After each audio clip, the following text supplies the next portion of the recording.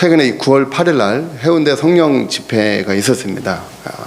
부산 해운대에서 참 뜻깊은 또 시간이더라고요. 제가 이제 2014년도 정확히 10년 전에 2014년 5월 25일 날 해운대에서 그때 한 50만 명이 모였던 게 기억나요. 그때 이제 모였던 게 주제가 회개였습니다. 다른 게 아니라 그때 북핵 위기가 있고 이제 우리 믿음의 선배들이 이야기에 따르면 이제 부산이 우리나라 6.25 전쟁으로 인해서 이제 계속 북한군이 남하했을 때 낙동강 전선을 최후의 보루로 거기 무너지면 우리나라가 궁산화가 되니까 그때 이제 많은 분들이 해운대 백사장에 모여서 이제 부르짖었다 그러더라고요. 우리 또 믿음의 어머니 아버지 되신 분들이 그때 이제 기도하면서 하나님 우리나라가 공산화되지 않도록 막아달라고 이제 울부짖었던 그곳이 이제 해운대 백사장인데 2014년도에 이제 그때도 이제 북핵 이제 좀 한참 좀 나라가 어렵고 위기 상황일 그 일촉즉발에 전쟁 전까지 갔다 그러더라고요. 그때 정치적 상황이 그때 이제 또 해운대에서 일이 일어날 때마다 참 감사한 거는 이제 겉으로 볼 때는 정치적이고 어떤 경제 상황 눈에 보여지는 상황은 그런데 우리 믿는 사람들의 지금 이제 바라보는 세대를 바라보는 상황, 그 북핵 위기나 나라의 위기를 그냥 위기로만 하지 않고 우리 믿는 사람들에게는 우리가 정말 하나님을 온전히 섬기지 않음으로 인해서 찾아오는 위기다, 영적 위기다라고 받아들여서 우리는 그 상황을 위기이기도 하지만 회개의 기회로 보는 그게 은혜라고 봅니다. 회개의 기회로. 그리고 작금에 지난 주일에 저도 이제 영상으로만 나중에 오후에 봤는데 그때 이제 50만 명까지는 아니지만 10만 명이 제가 이제 10년 전에 그곳에 가서 함께 이제 주일 오후에 아침 일찍 출발해가지고 제가 정읍에서 목회하고 있었기 때문에 그때 이제 교인들 데리고 봉고차 해가지고 우리 아내는 훈련받고 있었고요. 우리 예은이가 그때 4살 때였어요. 4살 때 이제 우리 교인들하고 같이 봉고차 해가지고 이제 해운대 백사장까지 달려갔더랬습니다. 한 4시간 걸렸던 것 같아요. 일찍 갔죠. 새벽에 출발해가지고. 근데 그때 비가 엄청 왔어요. 진짜 폭포수 같이 쏟아질 때 말씀도 한 2시간 전해주시고 기도하고 그 주제가 회개의 날이었어요. 회개의 날. 그때 이제 같이 부르짖으면서 하나님 다른 것 구하지 않고 살려주십시오 라고 했어요. 하나님 우리 대한민국을 우리를 살려주십시오. 그러니까 단지 전쟁의 위기에서 이 위기를 해결해 주실 뿐만 아니라 궁극적으로 우리를 살려주십시오. 우리가 죄악 가운데 이 모든 나라의 상황이 믿는 우리가 제대로 하나님을 믿지 않고 우상을 섬겼고 세속화되어지고 이런 이제 세상 사람들이 보기에도 그리스도인들의 모습이 그리스도인답지 않은 모습들로 인해서 많은 젊은이들이 교회를 떠나고 이런 상황들을 맞이하는 우리의 모습을 하나님 보시고 우리를 불쌍히 여겨달라고 했던 그때 엄청 이제 같이 통곡하고 울부짖으면서 그때 이제 저도 우리 너무 비 많이 와가지고 앉아 있을 수가 없었어요. 이제 모래사장인데 막 비가 너무 와가지고 그래서 다 섰죠. 서가지고 이제 해야 하는데 우리 딸내미가 졸린 거예요. 졸려가지고 그러니까 이제 안았죠. 안고 이제 우산 쓰고 한 1시간 반을 2시간 가까이를 기도했었어요. 그래서 그때 이제 옷 다 젖고 근데 이제 그때는 너무 감사한 게 그 많은 분들이 이제 일부는 떠났죠. 이제 비가 와서 피하고자 집으로 갔는데 참석한 대부분의 사람들이 마지막까지 기도했던 게 기억이 납니다. 함께 기도하면서 부르짖었던 10년 전엔 그렇게 많은 비가 내렸는데 이번 9월 8일에 지난 주일에는 해운대 성령 집회할 때 한 10만여 명 정도 성도님들이 모여서 그때는 전국에서 모였는데 이번에는 부산 이제 성시아 운동본부 중심으로 울산 이제 이 경상도 지역에 한 1800교회인가요? 많은 교회들이 함께 모여서 예배하고 찬양하고 했던 이제 그 영상을 보는데 감격이 있으면서 그렇고 또 한편으로는 하나님께 감사한 시간 됐어요. 야, 정말 우리 한국교회가 다른 것 아니라 크든 작든 단 한 사람이 교회에 있어도 큰 교회잖아요.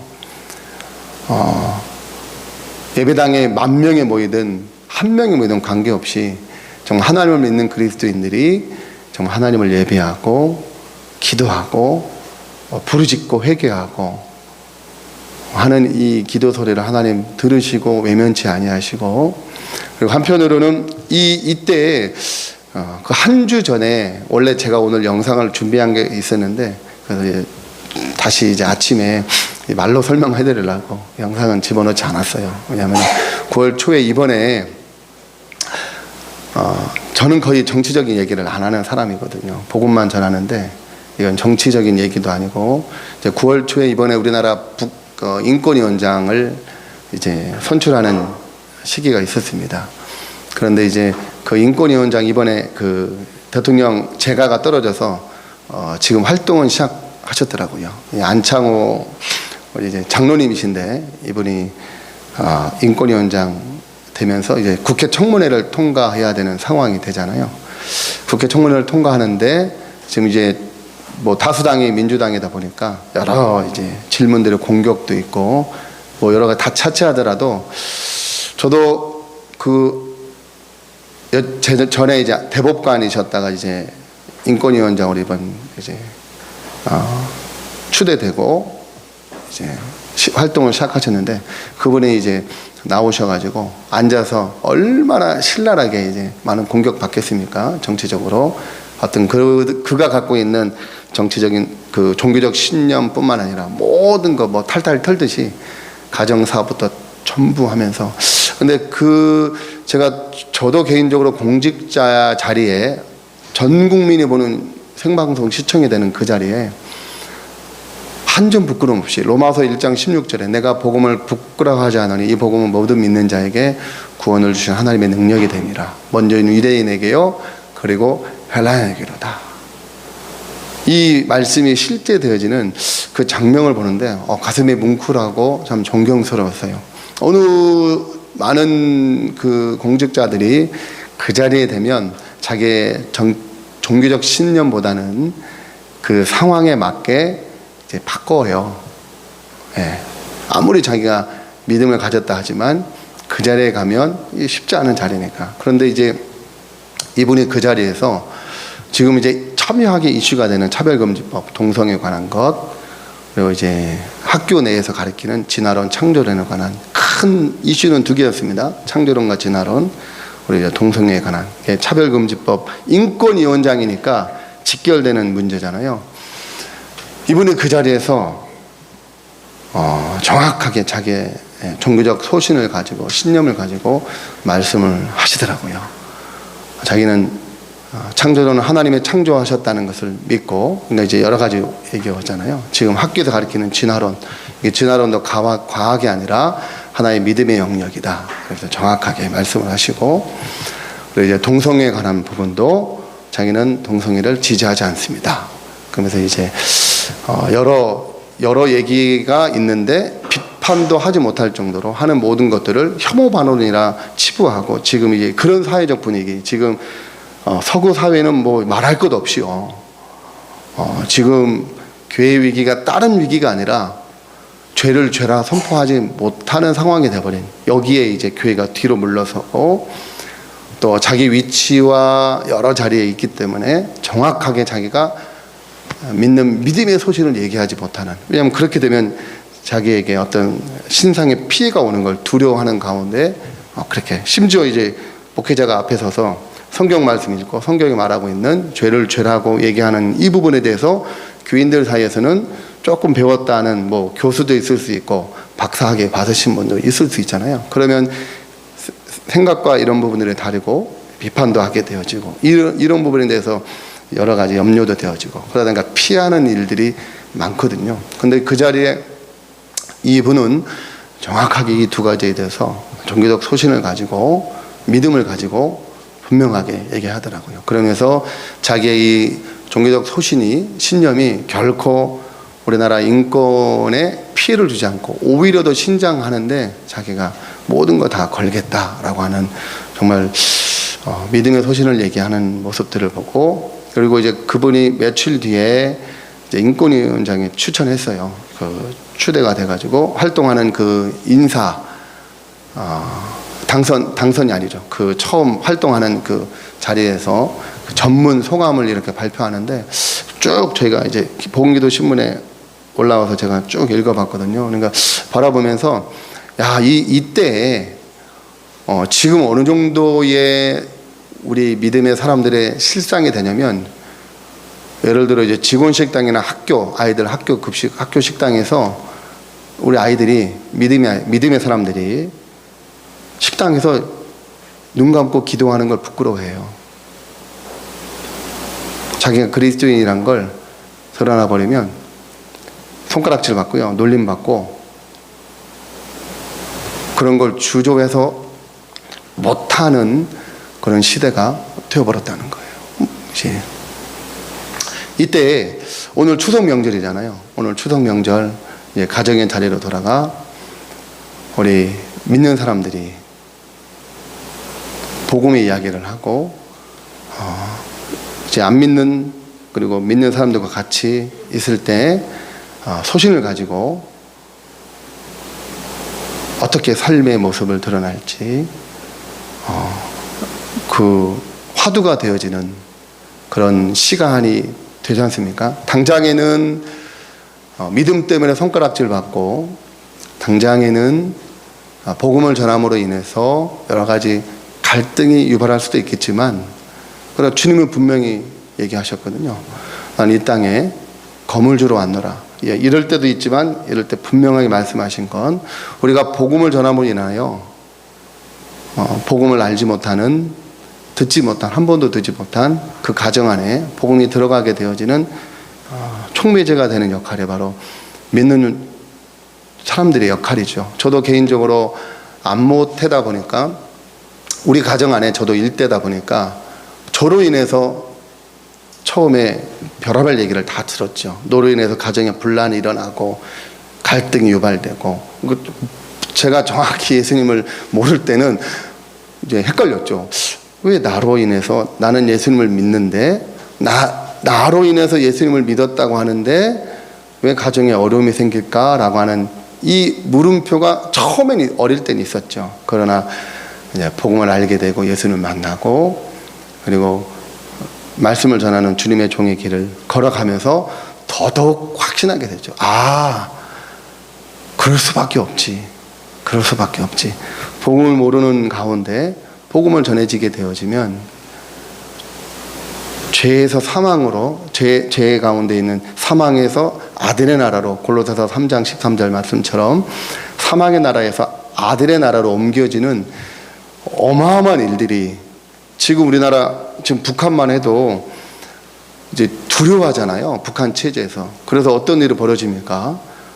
미디어가 발달되고 여러 가지 있다 보니까 한국 드라마를 보는 10대 아이들도 총살을 해버리는 두려움이죠. 체제가 무너질까봐 그러는 거잖아요.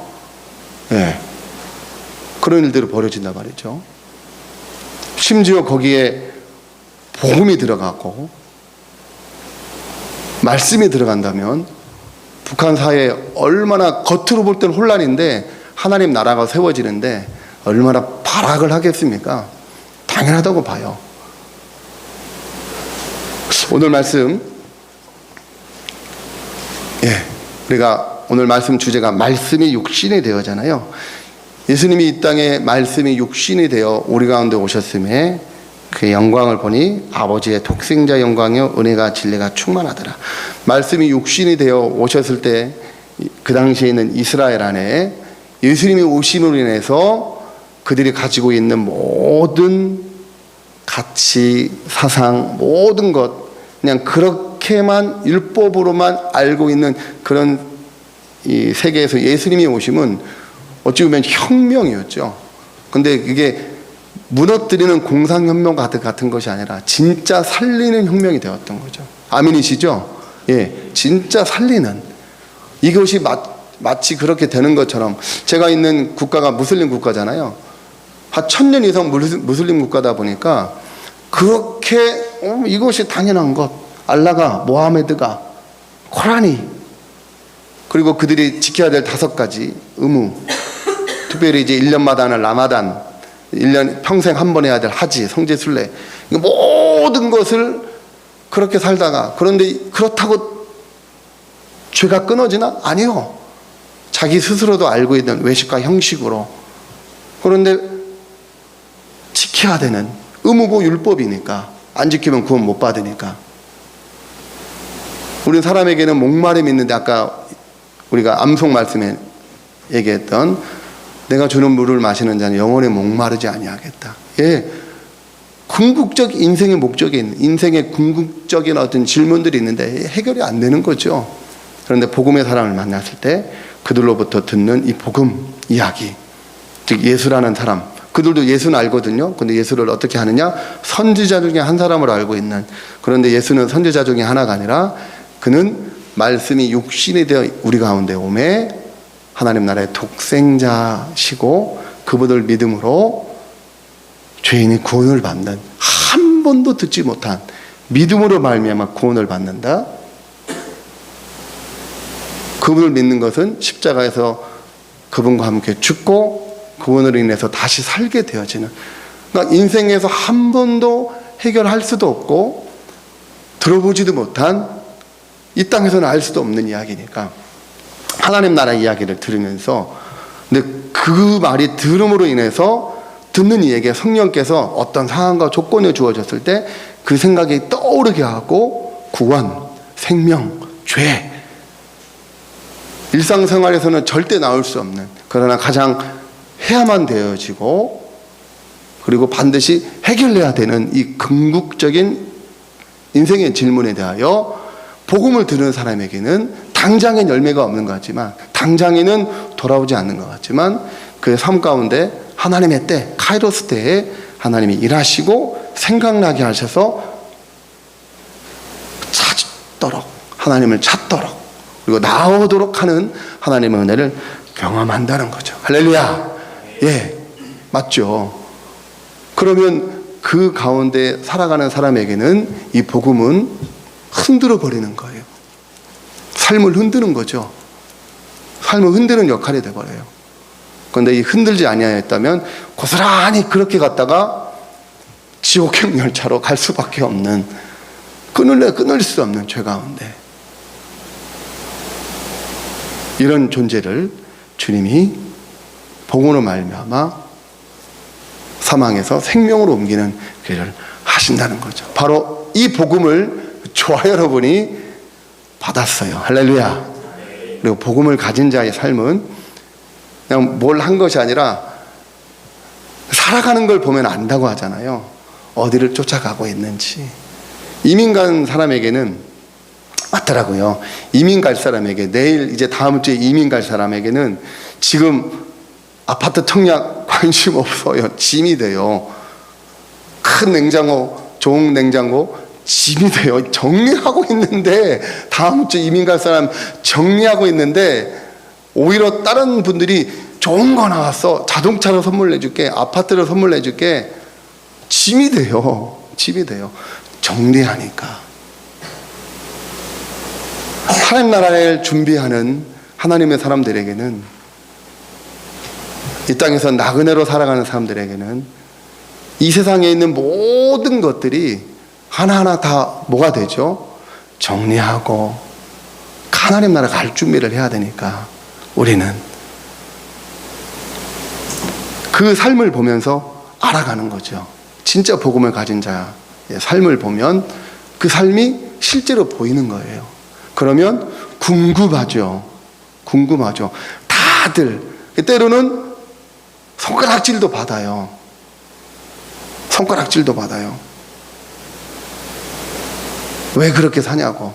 지금 살아가는데 경쟁을 해야 되고 뭔가 하나 더 남을 이기고 올라가는 것이 마치 당연한 것처럼 살아가는 그들에게 오히려 자기를 내어주고 손해보고 피해를 감수하서라도 그렇게 살아가는 것이 기쁜 삶이 되어지는 것, 바로 복음을 가진 사람들의 삶이라는 거죠. 할렐루야. 자, 우리 오늘은 뭐 가장 기본적인 것 같지만 이 복음에 관한 얘기를 잠깐 나눌까 해요. 말씀이 육신이 되어 우리 가운데 복음이 되어 오신 예수님의 이야기인데요. 복음은, 기쁜 소식은 히브리어로 이렇게 얘기합니다. 베쇼라라고 해요. 베쇼라. 히브리어 이렇게 얘기하고요. 헬라어로는 유앙겔리온이라고 얘기하고요. 영어로는요, 가스펠이라고 해요. 이게 이제 성경이 말하고 있는 복음이에요. 즉 기쁜 소식이죠. 기쁜 소식. 기쁜 소식 하면 다 달라요. 다 기쁜 소식. 기쁘다고 하면 어떤 사람에게는 아이가 태어날 때 기쁘다, 어떤 사람에게는 결혼할 때 그 생각들이 나고 다 하잖아요. 다 여기 100명이 앉았다면 100명이 다 다를 수도 있다는 거죠. 그러나 진짜 기쁜 소식이라 뭐냐? 성경은 그 얘기를 하고 있다. 진짜 기쁜 소식이 뭐냐? 왜냐하면 그 기쁜 소식이 이렇게 내용을 보면 그 사람에겐 기쁜데, 예를 들어 직장에 경쟁률을 뚫고 갔어요. 100대 1의 경쟁률을 뚫고 한 명이 들어간 그 한 명이 나야. 얼마나 기쁘겠습니까? 근데 내가 한 명이 되어지는 관계로 99명은 솔직히 안 기뻐요. 그쵸? 예. 스카이대 어마어마한 경쟁률을 뚫고 들어갔어요. 그러면 이제 교회에서도 가끔 이제 그런 플랜카드가 걸리잖아요. 우리 아무개 청년의 아들 52회 사법고시 합격해가지고 이제 쫙 이제 가끔 떠요. 시골 가면 뭐 말할 것도, 시골 가면 교회만 뜨게요. 동네 입구부터 뜨죠. 아무개 교회, 우리 교회 아무개 이제 서울대, 지금은 많이 없어졌는데 예전에는 이제 막 현수 막 걸려 있어요. 그래서 잔치도 벌이고요. 예. 근데 그 교회 옆에 안 믿는 분의 아들은 똑같이 시험 봤는데 떨어졌어요. 그럼 그분에게는 기쁘다고 할 수 없는 거죠. 할 수 없는 거죠. 근데 그런 플랜카드는 많이 못 본 것 같아요. 어떤 플랜카드냐? 교회 내에서 아무개 장로 아들, 저 아무도 안 가는, 여러분 혹시 부르키나파소라는 나라 들어보셨나요? 짐바브웨라는 나라 들어보셨나요? 예, 그 나라에, 근데 이분이 동네에 소문난 장로 아드님이 서울대학교 의과대 수석한, 어마어마하잖아요. 그러면 이제 벌써 우리나라 유명한 서브란스 병원, 서울대학 병원에 막 그냥 스카우트 하려고 줄 섰던 분인데, 이 장로님 아들이, 권사님 아들이 플랜카드에 딱 내용을 보니까 아무개 수석한 아들 쭉 나왔는데, 짐바브웨 의료 선교사로 가다 슉 해가지고 걸린 플랜카드는 못 본 것 같아요. 예. 진짜 기쁜 소식이 뭘까? 우리 교회가 세상에 줄 수 있는 정말 기쁜 소식이 뭘까? 그건 교회만 가진, 예수 그리스도를 아는 자만 가진 진짜 기쁜 소식이 있다는 거죠. 최근에 이번 학교에 세상에서는 안 좋은 일이에요. 그러나 우리 학교에 기쁜 일들이 많았었습니다. 이해할 수 없는 기쁜 소식이죠. 어떤 일이냐? 우리 학생 중 하나가 입학하고 3일 만에 갑상선 암이 발견됐어요. 그게 급성이에요. 그리고 아이가 어려서 이제 혹이 많이 컸고요. 3일 만에 병원에 이제 치료받고 시작해서 세브란스 항암 치료도 받고, 그리고 같이 이제 신입생 중에 형제를 둔 인도 선교사님이 계신데, 그 엄마 선교사님이 들어오셔서, 원래 인도에 계시면 못했을 건데 입학 때문에 들어오셨다가 오신 김에 건강검진 했는데 유방암이 크게 발견이 됐죠. 우리 알 수 없지만 학교에 이제 갑자기 이제 우리 학생 중에 한 명이 그랬고, 시입생 부모님 중에, 시입생 중에 한 분은 학생, 한 분은 시입생을 둔 부모님이 그런 일들이 벌어졌죠. 어려울 수 있는데 이 일로요, 우리 아이들이 날마다 간절히 부르짖더라고요. 부르짖으면서 지금 이제 크게 전이까지는 되지 않은 걸로 판명이 되고 항암 치료가 가능하다. 그래서 하나님께서 기회를 주신 거죠. 기회를 주셨어요. 저희에게 기도할 기회를 주시더라고요. 계속 구하라고. 그 일들 가운데 있어요.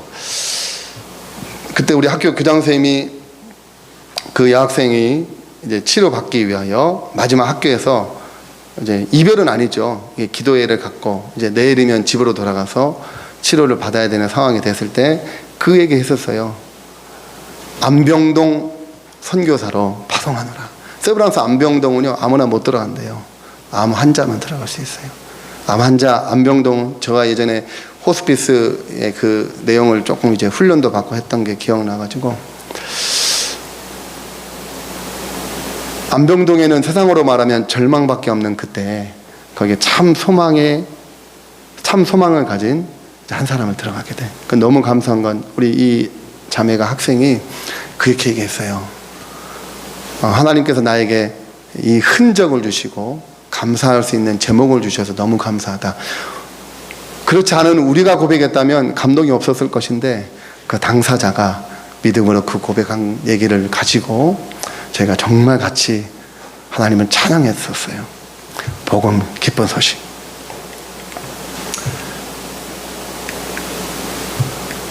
이 헬라어 유앙겔리온은요, 페르시아와 그리스가 싸웠던 펠로폰네소스로라는 전쟁이 있는데, 여러분 잘 알고 있는 마라톤 이제 평야 전투를 했던 것이 이제 그게 유래가 돼요. 여기서 이제 페르시아가 강대국이었고 그리스가 약소국이었는데, 페르시아가 쳐들어와서 마라톤 평야에서 거기서 이제 전쟁했는데 어떻게 이제 이기게 됐어요, 그리스가. 그때 이 소식을 전해야 되는데, 왜냐하면 페르시아 군대에 그 당시 한 15만 명, 한 5만 명이면 그리스 군대는 한 15,000명, 3분의 1도 안 되는 병력으로. 근데 페르시아 군대가 반은 그리스 아테네로 보냈어요. 그리고 반은 그리스하고 이 마라톤 평야에서 전투하려고. 그러니까 이제 그리스는 이중고죠.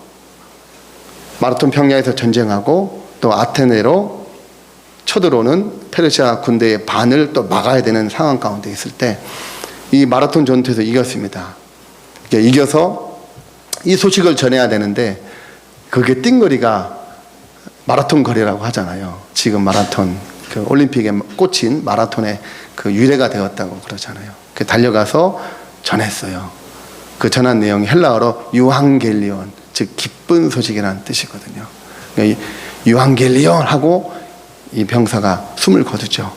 그리고 거기서 승리한 소식을 듣고 그리스 남은 병사들과 시민들이 다시 이제 그리스 병사들이 마라톤 평야에서 동일하게 뛰어갔다 그래요. 왜냐하면 이제 남은 페르시아 군대가 반은 또 아테네로 쳐들어갔기 때문에 1차로 이기고 그 병사들이 거기까지 똑같이 뛰어갔다 그럽니다. 군장하고 뛰어가서 거기서도 승리했던 그런 일들이. 그러다 보니까 페르시아는 오늘날의 이란이잖아요. 여러분, 그래서 이란은 그 이후로 이 이후로 지금도 마라톤에 선수를 내보내지 않아요. 그들에겐 아픔이 되거든요. 아픔. 마라톤은 나라에서 금지가 되었다 그래요. 못하게 한대요. 페르시아 군에게, 이란에게는 아픔이 되니까. 바로 이 기쁜 소식, 유앙겔리온.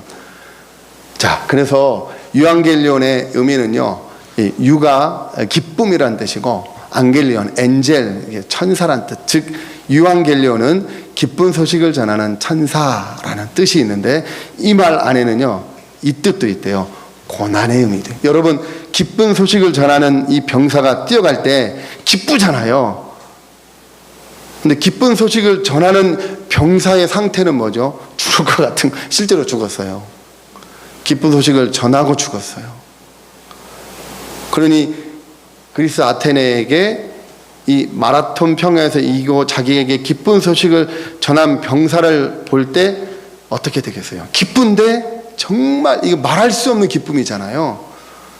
만약에 이 소식을 전하지 않았다면 절망 속에 있을 것이고, 그리고 이 패배를 당할 것이고 노예가 될 뻔했는데, 이 기쁜 소식을 전한 한 병사의 죽음, 기쁜 소식을 전한 이 병사에게는 고난이 되어지는, 이 유앙겔리온, 즉 기쁜 소식, 참 이 기쁜 소식이 의미가 되는 이 복음 안에는 고난의 의미가 포함되어 있다는 거예요.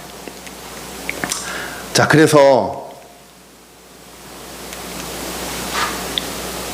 기쁜 소식을 전하는 고난의 의미도 있는데요.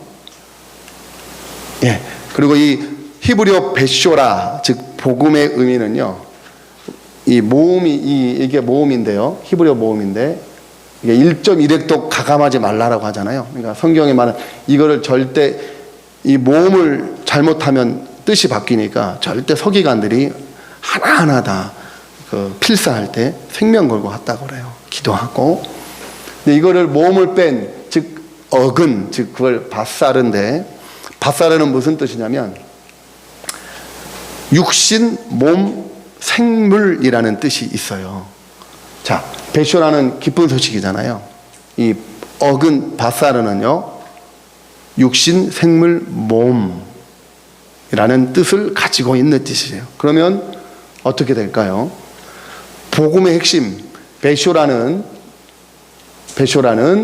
즉 육신을 가진 하나님이 육신을 가진 예수 그리스도로 이 땅에 오신 성육신, 바로 그것이 복음이다라고 우리가 알 수 있다는 거죠. 아멘이시죠? 자, 그래서 보시면 복음을 만나면요, 반드시 변화가 옵니다. 이 변화에 대해서 한번 기회 되면 나누고자 해요. 복음을 만나면요, 그 비유를 할 수 있겠어요. 큰 트럭이 있는데, 제 차가 이제 모닝이잖아요. 아시는 또 목사님이 잠깐 빌려주신 이 큰 차하고 큰 트럭하고 모닝하고 확 부딪혔어요. 그러면 이 모닝이 어떻게 되죠? 박살이 납니다. 그 안에 있는 사람도 어떻게 될지 모르잖아요. 그런데 만약에 이 모닝이 큰 트럭하고 딱 부딪혔는데 멀쩡한 거예요. 멀쩡했다고 봅시다. 큰 차하고 부딪히면 멀쩡했다고 합시다. 그러면 이 모닝은 정상적인 모닝일까요? 로봇가 아니든지 이 모닝은 미친 차예요. 미친 차죠. 박살나야 정상이죠. 예수님을 복음을 만났다, 그 삶이 변하지 않을 수가 없어요. 진짜 변한다고요.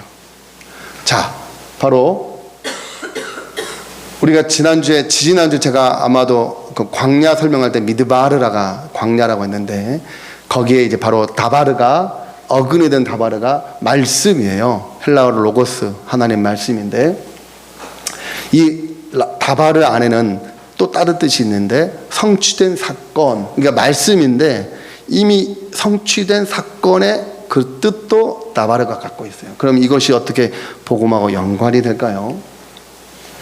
말씀이 온전히 성취된 사건, 이것을 성경은 베쇼라, 즉 하나님의 말씀, 오늘 요한복음 말씀에 말씀이 육신이 되어 하나님이신 그분이 죄인의 몸으로, 인간의 몸으로 오셔서 죄가 되어 죽으신, 예수님이 요한복음 19장 39절에 다 이루었다라고 하는, 테텔레스타이라고 얘기했던 다 이루었다라고 하는 그 말씀이 되어지는, 실제가 되는, 성취가 되어지는 죄인을 구원하기 위하여 온 사건, 즉 다 성취된 사건, 이것이 뭐다?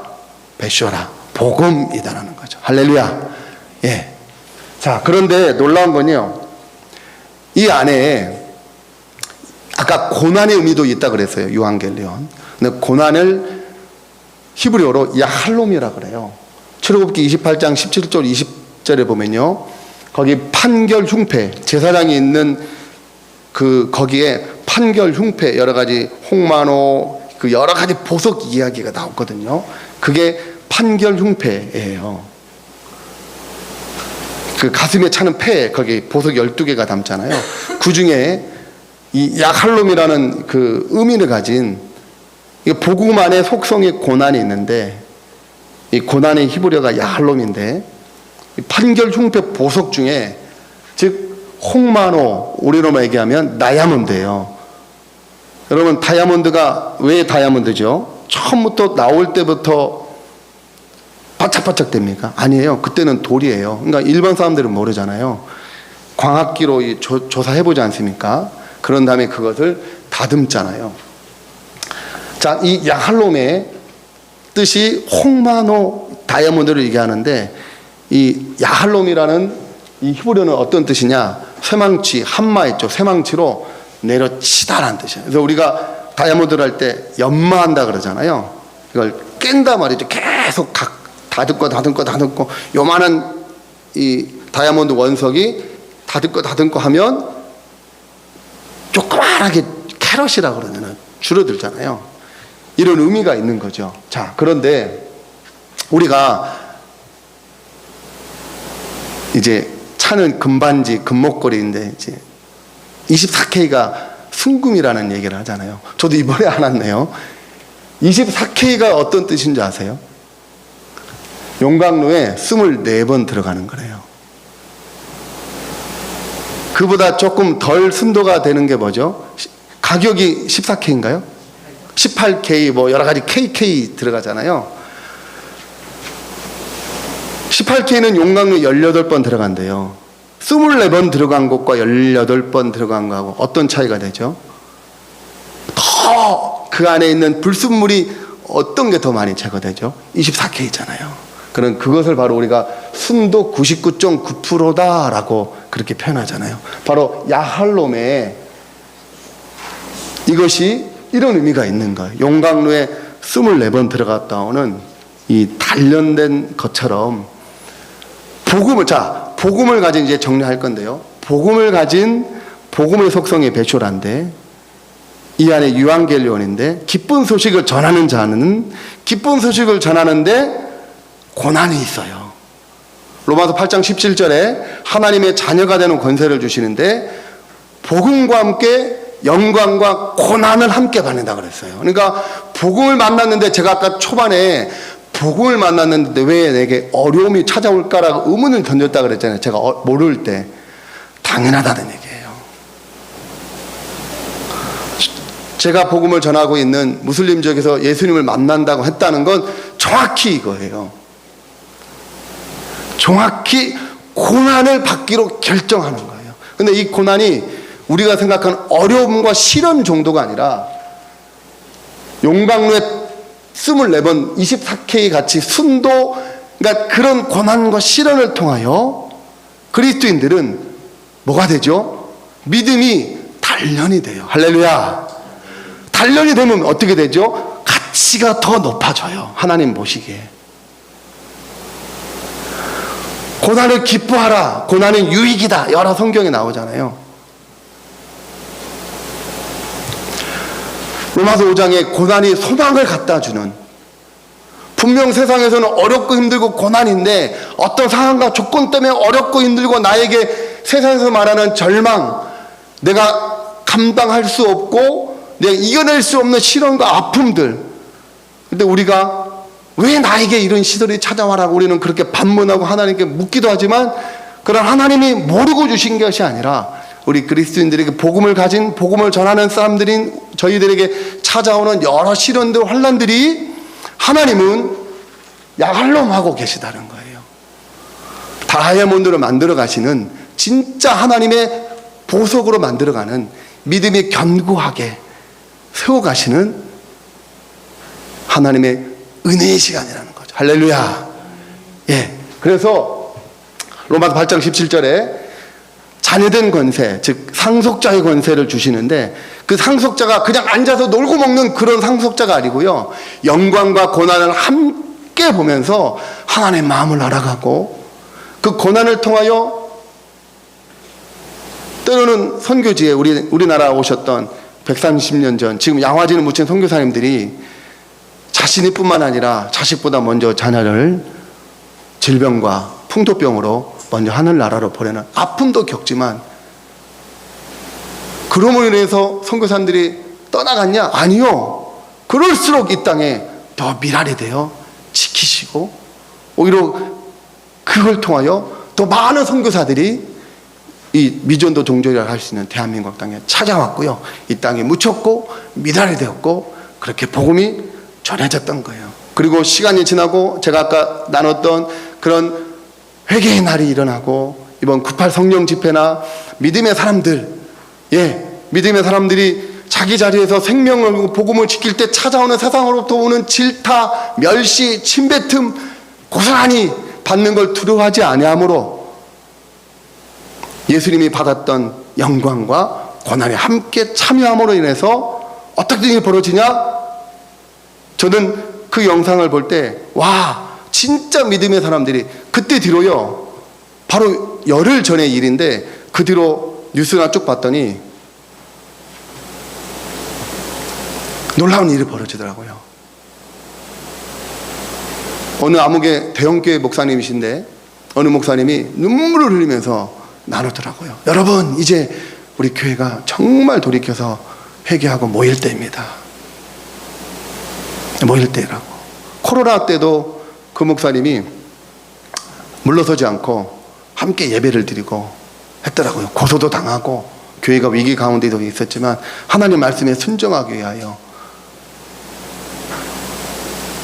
이 일로 인하여 잠자던 믿음의 사람들을 일깨우고요, 믿음의 한 사람을 통해서 하나님의 행하신 일들을 보게 됐어요. 사랑하는 여러분, 이제 정리하면요, 메신저가 메시지가 되어지는 것, 복음은 메신저가 메시지가 되는, 말씀을 전하는 자가 그 자체가 메시지가 되는 거예요. 바로 그것이 유한겔리온 베슈라에 담긴 의미인데요. 자, 말씀을 정리하면 이 다바르, 하나님의 말씀이 어떻게요? 복음이 되어 우리 가운데 오셨는데, 그분은 어떻게 오셨죠? 육신이 되어 우리 가운데 오셨고, 죽으시고 부활하시고 승천하셔서 임마누엘로, 우리는 하나님을, 예수님을 눈으로 보지는 못했지만 성령으로 만나, 저와 여러분이 바울 사도가 만났던 그 예수 그리스도의 성령이, 그가 만났던 예수님이 성령이 되어 우리 안에 임마누엘 하실 때, 그 의미는 바울이 생명 다해 복음을 전했던 그 농도와 우리가 만나고 성령이 우리 안에 계심으로 우리가 세상에 전할 복음의 농도는 어떻게? 다르다? 똑같다? 똑같다. 할렐루야. 그 어떤 방법으로 한다? 따라서 합시다. 복음의 내용, 십자가. 전해지는 방법, 십자가. 이 원리로 가요. 진짜 복음은, 진정한 복음은 십자가를 통하여, 십자가로 전해졌어요. 고난을 통하여, 시련을 통하여, 믿는 그리스도인들이 세상에 대하여 죽고 세상에 나에 대하여 죽는 일들을 통하여, 세상에서는 멸시와 침뱉음을 받더라도 거기에 부끄러워하지 아니하고 내가 받는 예수 그리스도를 삶의 자리에서 증거하는 삶으로, 십자가로, 또 그를 본 목마른 자가 죽게 돌아오는, 스가랴 8장 23절에 그 얘기를 하잖아요. 유다 사람 한 사람에게 마지막 때가 되어 이방 사람 10명이 찾아와서 너가 믿는 하나님을 나도 믿고 싶다고. 언제요? 말세일 때, 위기일 때. 위기일 때. 우리가 세월호 사건 보고 안타까운 일이 그거였잖아요. 몇몇 목소리도 있었지만, 그때 선장이 다 피하라라고만 했더라도, 근데 선장은 뭐라고 했죠? 가만히 있어라, 괜찮다라고 했잖아요. 이거 입고, 이거 뭐죠? 이거 구명조끼 입고 다 나가라라고 했더라면, 근데 선장은 가만히 있어라고 해놓고 자기는 속옷 차림으로 도망간 거 아니에요. 그래서 우리 마음을 아프게 하잖아요. 그때 아이들에게 골든타임, 지금 우리가 세상에서 외치는 건, 지금 세상이 경제가 좋고 살기 좋고 다 좋은 것 같다? 아니요.